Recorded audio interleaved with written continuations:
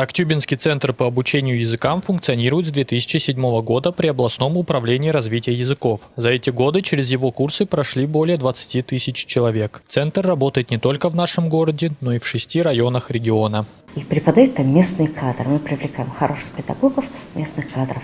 Ведутся уроки государственного, английского, по спросу русского языков.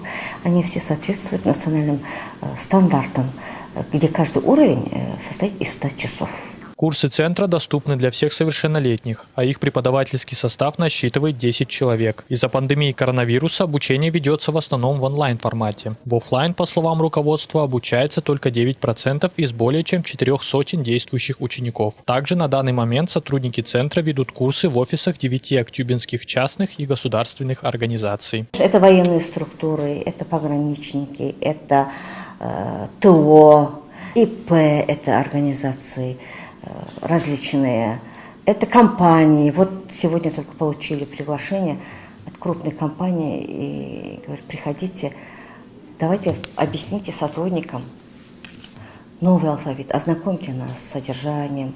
И мы договорились, что проведем диктанты. Вот у нас часто поступают такие просьбы. Самым актуальным языком в центре является казахский. Его изучают 90% учащихся. Склонны к изучению этого языка в том числе и пенсионеры. Молодежь же все больше увлекается английским, отмечают в центре. Влад Рогушов, Алексей Уразов, программа «Факт».